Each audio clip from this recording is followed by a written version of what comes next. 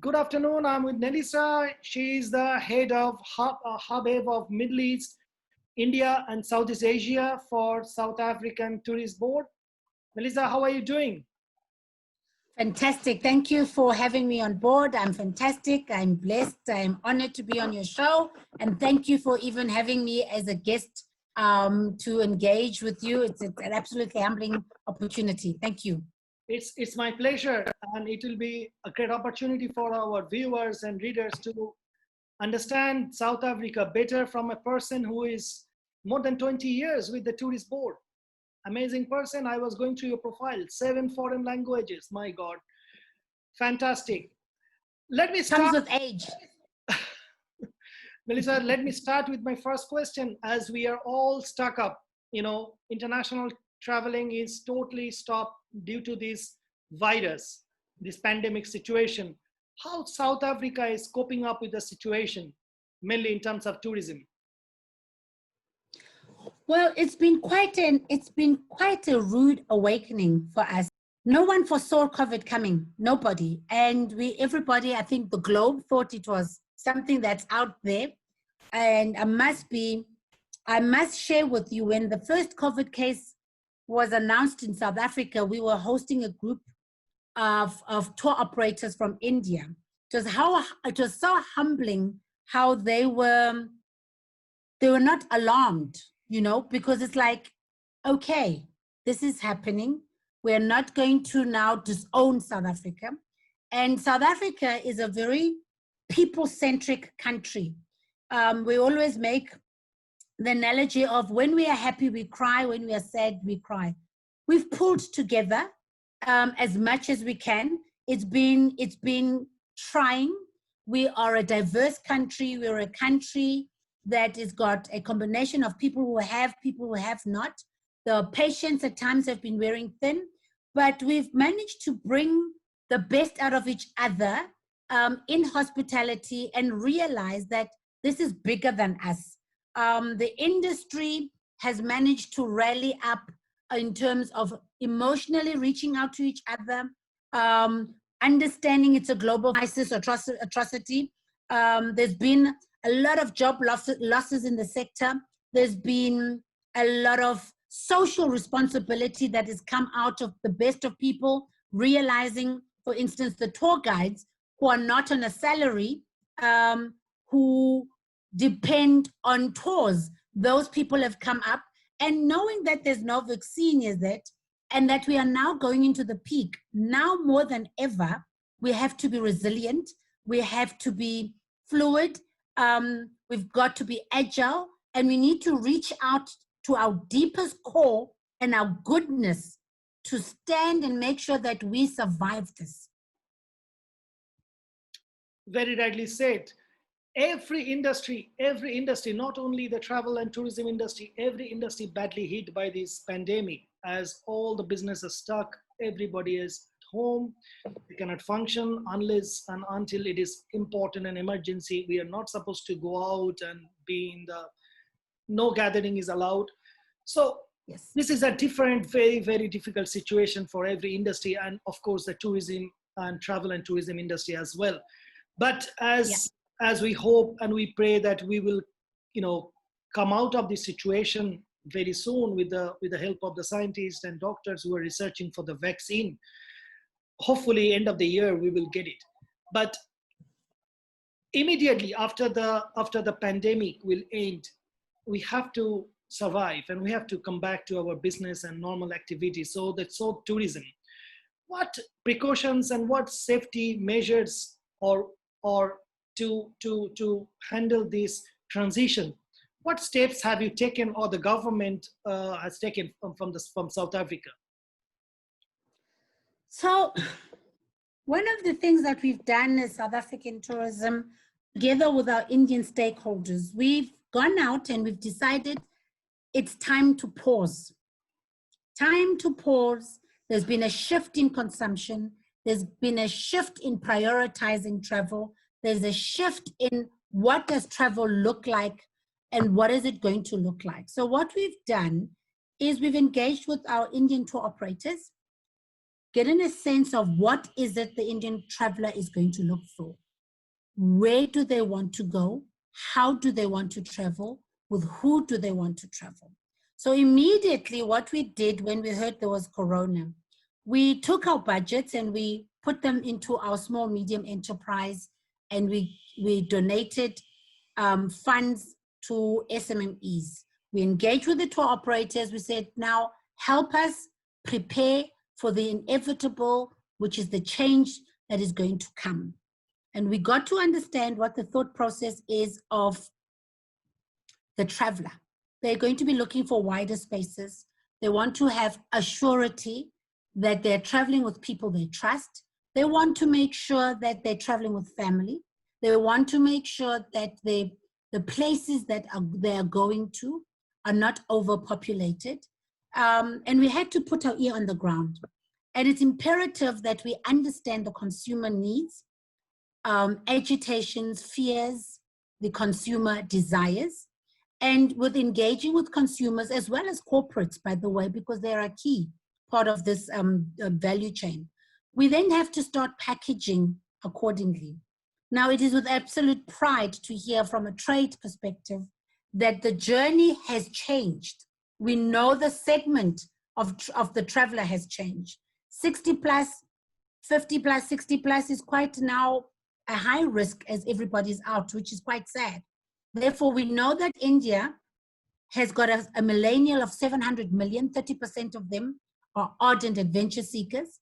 We know that they're wanting short, high impact holidays, and therefore they want to travel with families. Now, India, what is amazing about it, which is very similar to South African culture, is very family orientated. They want to travel with family. They want to be secure. They want to be safe. They do not feel at this point in time that we can go back to traveling with anybody and wonky, as we say.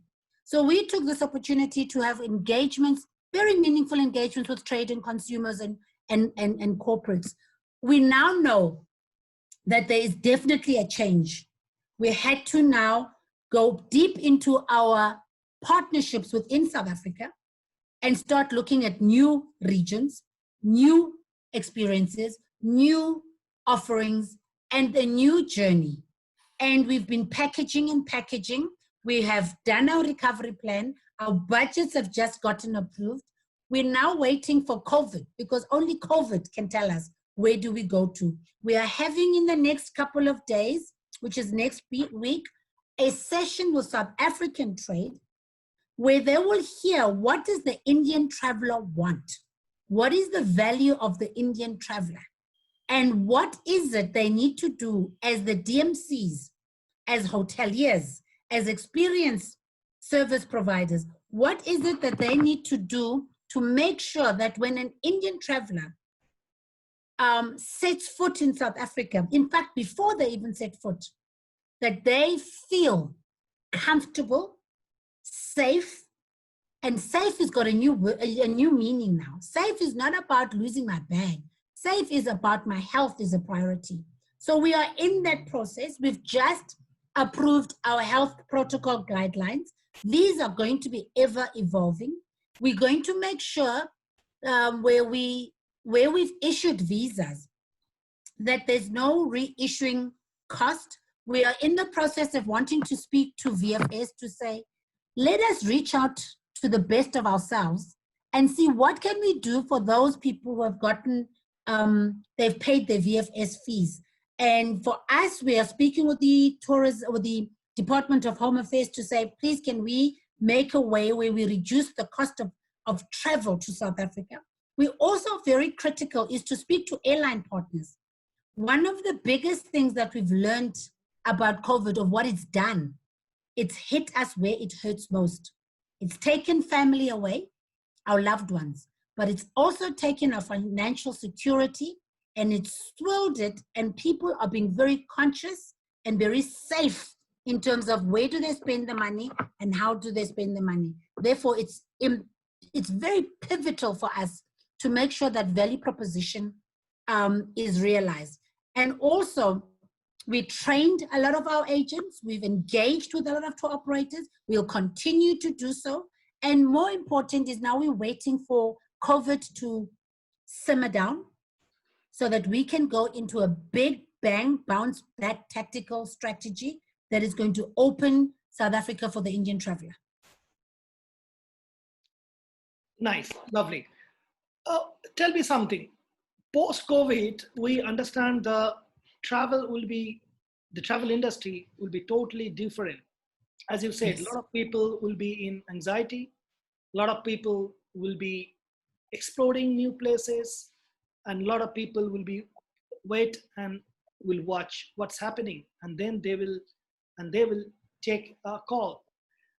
In terms of hotels, in terms of airlines, in terms of a lot of other activities, it might be costlier because a lot of new norms will be applicable in terms of continuing their business. So what do you think the general perception and consumer travel will be? Will it be like it was before? Not at all. I think that, as I said, people want to travel with those that they know. So if you were to put me on a flight and I landed, do I want to travel with strangers? No. Definitely going to be a change in behavioral of consumers. We are seeing it.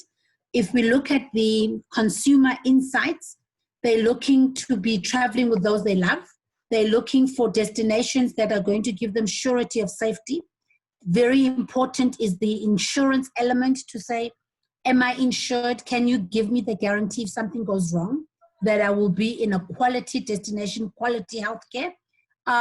Experiences, so those experiences where people would be found on a boat with 15 people that they don't know and they're going shock diving, those are going to, we're seeing a fade away. It's going to fade away. Those people who go in cable cars and saying Table Mountain, 15 different people with people they do not know, there's going to be a need to be a change. Instead of taking a cable car up Table Mountain, maybe we need to hike up Table Mountain. Instead of taking a big boat to go shark diving, we're seeing dinghies and floaters going in. People are looking for lots of space, lots of open air. Hygiene is very important. Mass buffets, definitely there's a change. Checking in is going to be different. And we're already seeing the role of technology is so important, because gone are the days where I give you my passport, I take your passport, there's going to be very little paper work involved. There's going to be pre-check-in. Technology is playing a very pivotal role. And to your answer, absolutely, there's going to be quite a bit of change globally.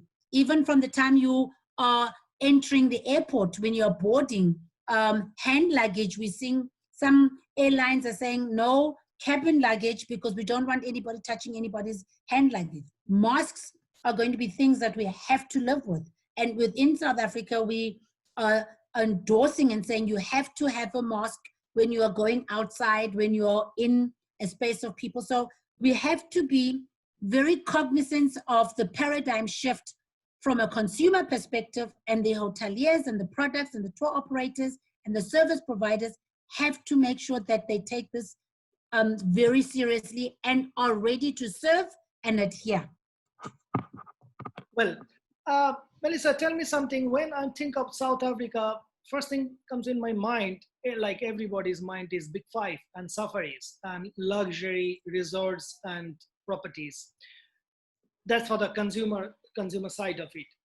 So, and I believe because the traveling is shut now, all the properties are also really suffering without any business, but they have to maintain the staff salary and the property. So do you have any possibilities or any support from the government, and what kind of norms and regulations are government coming up to reopen the tourism for these properties and this kind of suffering? The South African tourism approach has been a scheduled reopening approach. We went from level 5 to level 4. We are now in advanced level 3. What we've seen is the amount of people who are starting to enjoy hiking is incredible. Things that we've taken for granted. South African government was very strategic in putting some funding to support what we call small to medium enterprises, to give them life and to sustain. The last funding will be, I think, by the middle of August, as we approaching. We're not allowed at this point in time to go into other provinces because we are in our peak. And the support that we are giving people is, we are saying, our government is saying, we want every South African to be alive to see the post-pandemic. And that is why we've got such strict regulation. We've given funding where we can, and we will continue as a government to try and make sure that we put the lives of South Africans first. We have takeaway restaurants. The lodges you're allowed to go in for a game drive. If you're in Joburg, you can go to Dinokeng and go for a game drive and come back. We've also been very creative in South Africa, where we've introduced things like virtual safaris. We are in the process of trying to work on other virtual experiences. But the reality of this is that nobody saw this coming. And even their first world countries, as much as they've tried to push to normality, they've tried to push funding, there's only so much that is available.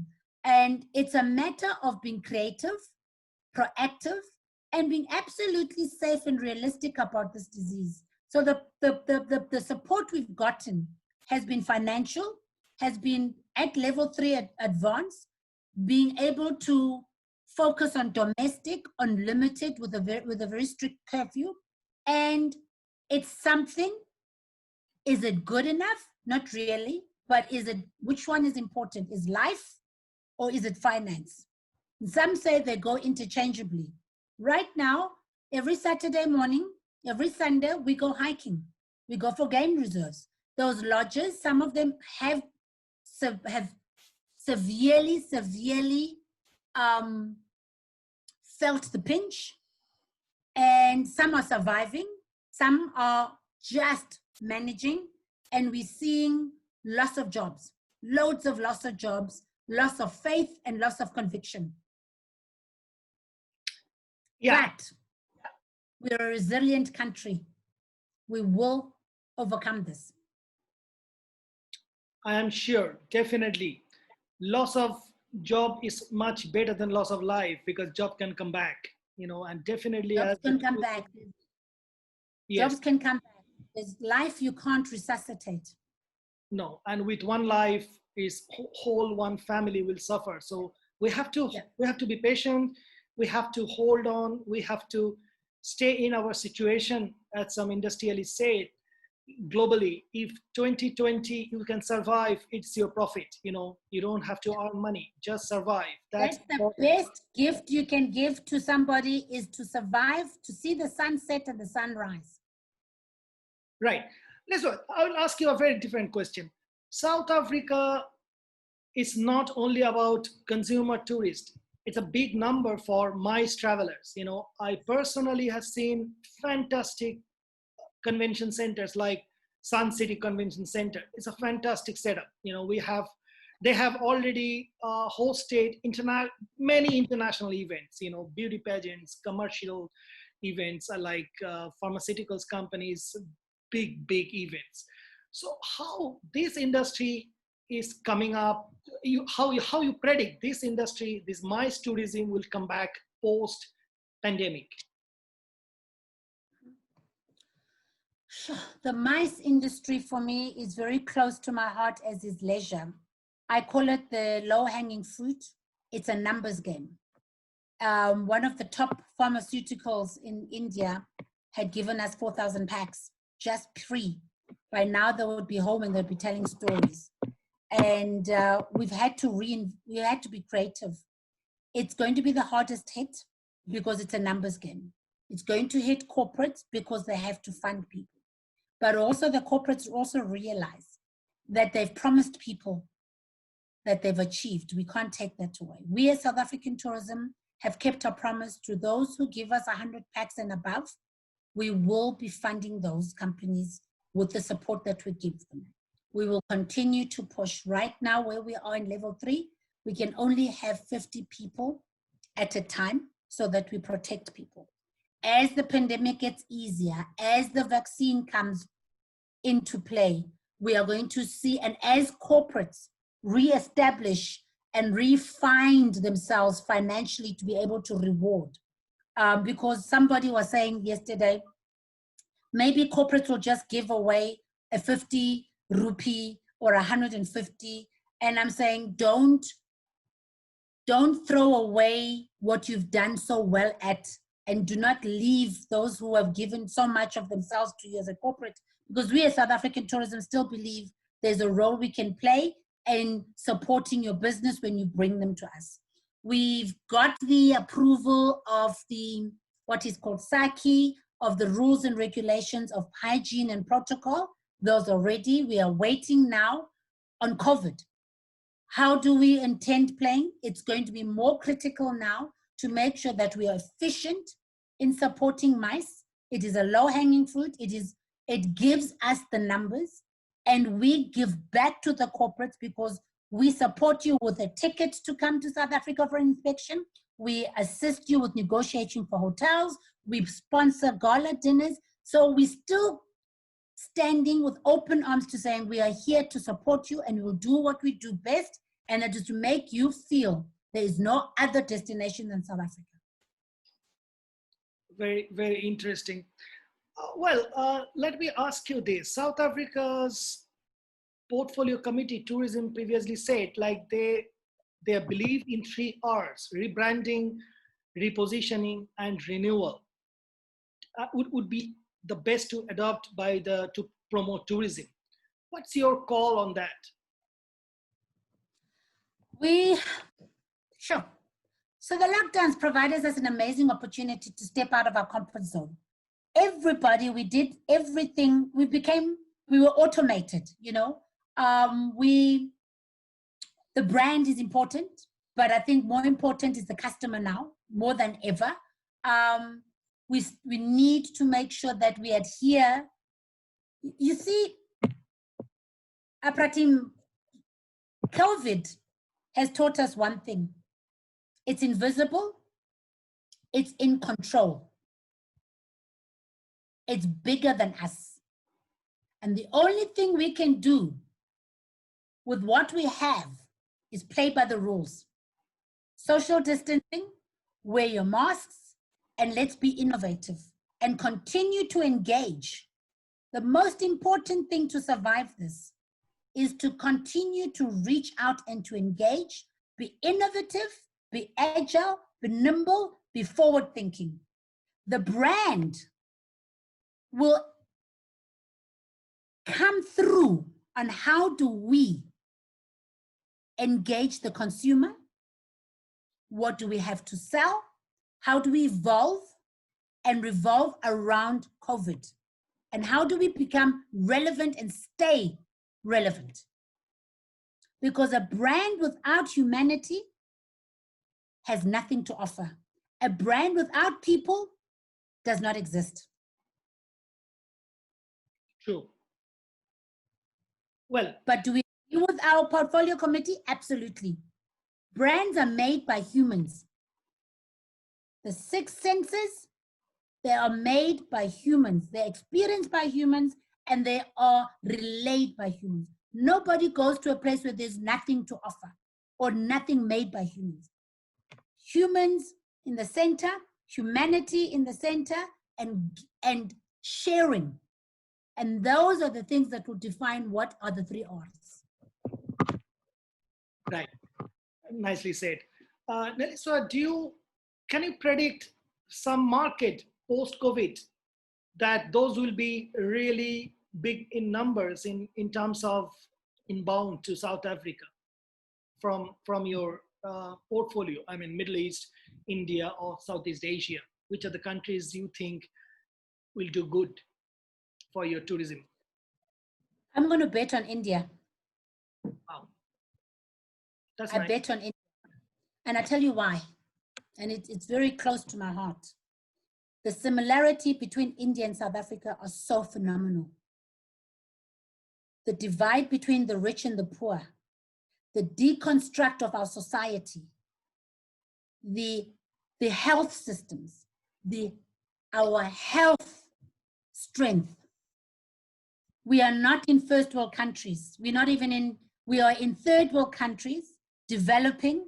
Our immune systems have become so immune to not having first world country privileges.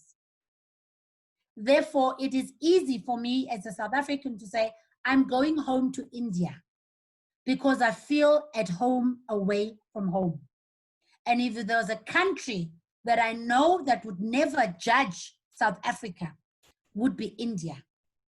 Because I know Indian travelers, they feel at home, away from home when in South Africa. The value of the Indian traveler is so critical, it is so valued, and it's so appreciated by South African tourism and myself. Everybody might say, I want a German tourist. I want an American tourist.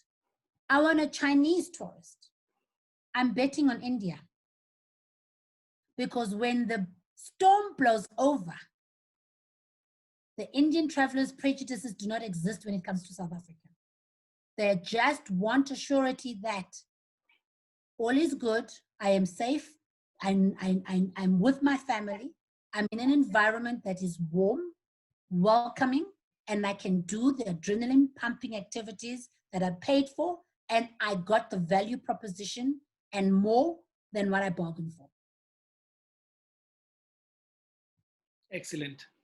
Excellent. I'm sure as you predict and as you say, we will soon over this pandemic situation, and as like every industry, tourism industry will also come back, though we have to follow some rules as new normal. I don't know when we will come back to the old normal, but Yes. yeah, people must survive at this situation with the support of government, and we should support the destination. True. And True. soon maybe we will be able to come back for more game drives or Yeah. a drink of amarula with Absolutely. And something different. We'll be doing lots of different things with different, and as long as we're in the center is our family and we're doing it with those that we love. Neliswa, thank you so much for talking to us, and it was a pleasure to understand your strategy, your view on how we will come back after the COVID and how the tourism will, come back to its normal as it was before. Thank you so much for your time. Thank you to you, to the readers, to the viewers of Travel and Tour World, and to those travel agents and tour operators, and to the Indian community